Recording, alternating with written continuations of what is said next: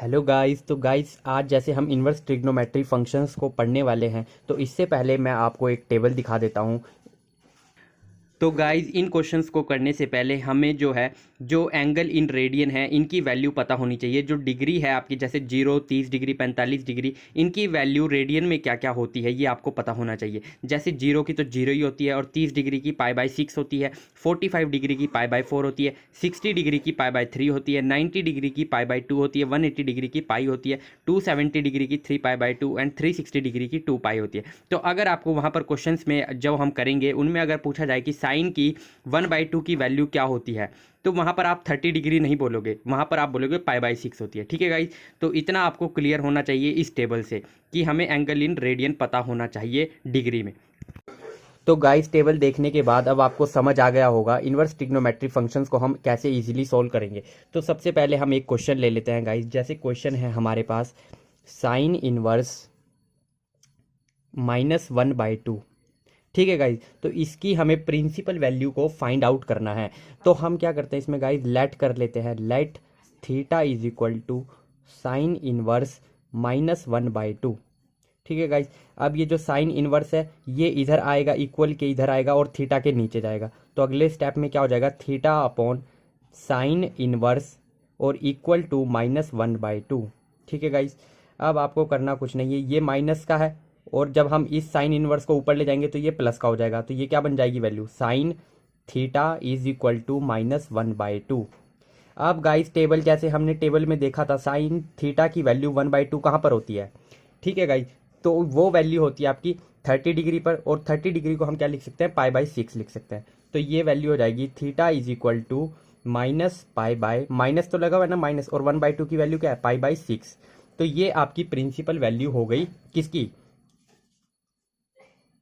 Principal value of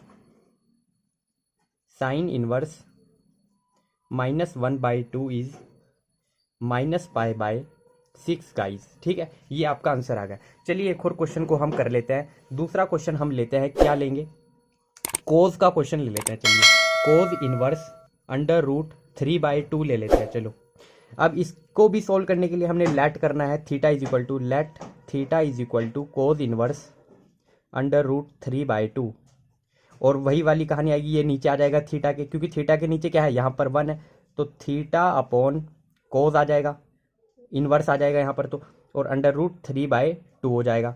अब ये जब ऊपर जाएगा तो ये प्लस का हो जाएगा गाइस। आप इसको डायरेक्ट भी लिख सकते हैं, मैं समझाने के लिए बता रहा हूँ। तो ये कोज थीटा इज इक्वल टू √3/2 हो जाएगा। और कोज थीटा की वैल्यू √3/2 कहाँ पर होती है गाइस, ये भी आपकी 30 डिग्री पे ही होती है। मतलब आप इसको लिख सकते हो थीटा इज इक्वल टू π/6, लेकिन यहाँ पर माइनस का साइन नहीं था इसलिए हमने यहाँ पर माइनस नहीं लगाया गाइस। ठीक है, तो ये प्रिंसिपल वैल्यू आ गई आपकी कोज इनवर्स √3/2 की principal value theta is equal to π/6 हो गई है गाइस। ठीक है, अब हम एक और क्वेश्चन को देखेंगे गाइस, थर्ड क्वेश्चन करके देखेंगे। तो एक क्वेश्चन, थर्ड क्वेश्चन ले लेते हैं गाइस, कोई सा आपका ले लेते हैं, टेंजेंट का ले लेते हैं कोई गाइस, टेंजेंट इनवर्स -√3। ठीक है गाइस, इसको ले लेते हैं, लेट थीटा, वही स्टेप करना है, let theta is equal to tangent inverse -√3। ठीक है गाइस, टेंजेंट इधर आएगा थीटा के, मतलब हम इसको इस साइड ले आएंगे तो ये थीटा के नीचे चला जाएगा ना, तो थीटा अपॉन टेंजेंट इनवर्स हो जाएगा guys, and is equal to -√3। ये -√3 उधर ही रखा। अब इसको ऊपर ले जाएंगे, आप डायरेक्ट भी लिख सकते हो, मैं आपको समझाने के लिए बता रहा हूँ अभी। तो टेंजेंट थीटा इस तरह से ये टेंजेंट थीटा बनता है गाइस, और -√3। अब आप यहाँ पर वैल्यू देख लीजिए गाइस, टेंजेंट की वैल्यू √3 कहाँ पर आती है, 60 डिग्री पर आती है ना। तो 60 डिग्री को हम क्या लिख सकते हैं, 60 डिग्री को लिख सकते हैं हम theta is equal to, minus का साइन वही रहेगा, माइनस माइनस, और 60 डिग्री को लिख सकते हैं π/3। तो यहाँ पर प्रिंसिपल वैल्यू जो टेंजेंट इनवर्स -√3 की आई, वो आई -π/3। तो गाइज ये तो वैल्यू आ गई टेंजेंट इनवर्स -√3 की प्रिंसिपल वैल्यू आ गई है।